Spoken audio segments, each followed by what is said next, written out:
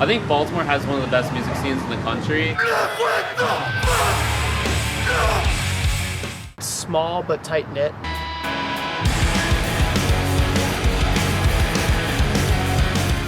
Everybody's really supportive. The hardcore scene is the best in the country, probably. Always something going on. It's special.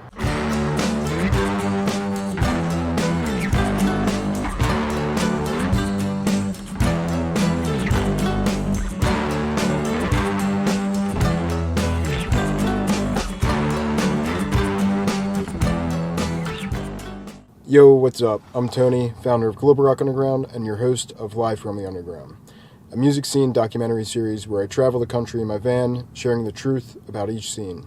This is episode 3, Live from the Underground, Baltimore music scene. Let's rock.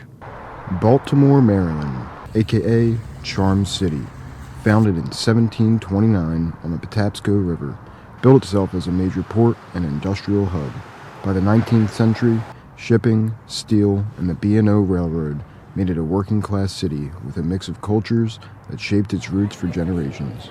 German, Irish, Italian, and African-American communities brought their own rhythms, giving rise to jazz, R&B, funk, and later the city's signature underground scenes, punk, hardcore, noise rock, and the Baltimore club scene. Neighborhoods like Fells Point, Federal Hill, and Mount Vernon became cultural hubs, while historically black neighborhoods like Sandtown, Winchester shaped the city's soul.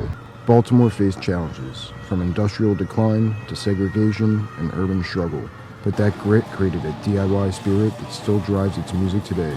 From jazz pioneers to being the home of one of the biggest bands in the world right now, Baltimore's sound is bold, restless, and completely its own.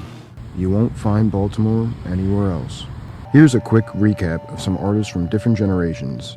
Lungfish, Charm City Suicides, Candy Machine, The Oranges Band, Double Dagger, Dope Body, Ponytail, Animal Collective, Fucking Beach House, Wyoke, the biggest band in the world, Turnstile, Angel Dust, End It, Dan Deacon, Trapped Under Ice.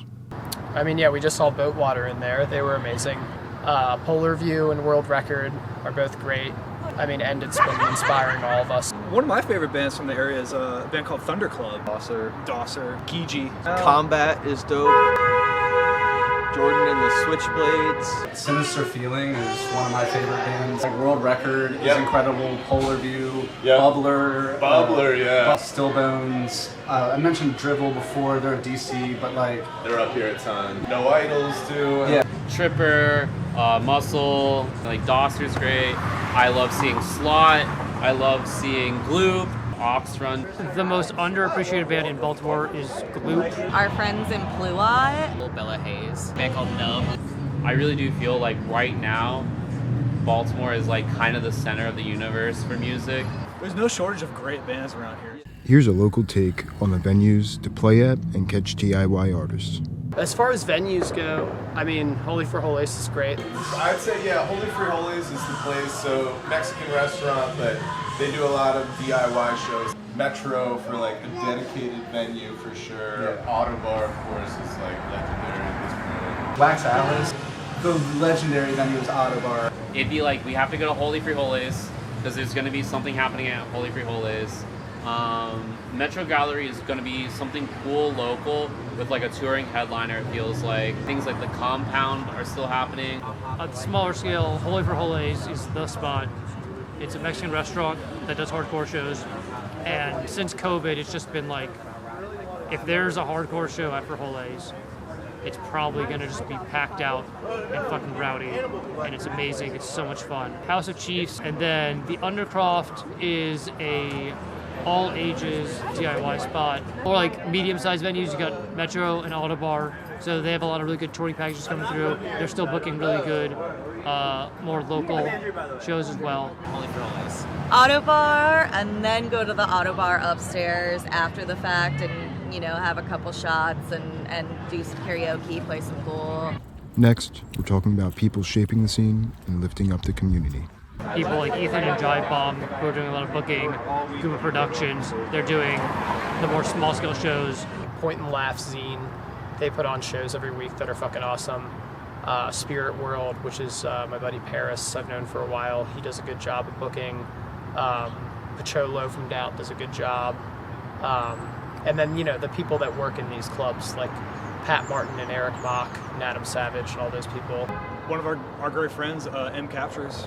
Michael Labif, who helped organize this, he runs Vault Showplace, which Instagram, and website, which posts all the shows. Yeah, so that's incredibly important resource. Like, if ever we're like, what are we doing tonight? We like pull up Vault Showplace and we're like, I guess we're going to this fucking show. It takes a lot of work to coordinate and be on top of all of that. And we're lucky that somebody's out there doing it, and he's rad for doing that. The most basic part of having a thriving music scene is people just to know what's going on, the shows, and what bands are out there. Our friend Sam. Instagram is Goopcat. Goopcat. Yeah, he's a great photographer. Wait, hold on. Wait, you need your photo taken. I gotta pay. What? Why would you have to pay? Dana Murphy from Unregistered Nurse, like she does a lot of the booking at Ottobar, and a couple of the other venues in town. She does a lot of the work required to get some of these big acts to come through here. There's Adam Savage. He does Savage Presents, which books a lot here. Some at Soundstage. Kim also works at Soundstage and books at Wax Atlas. And helped with last year's Subscape and this one as well, yeah.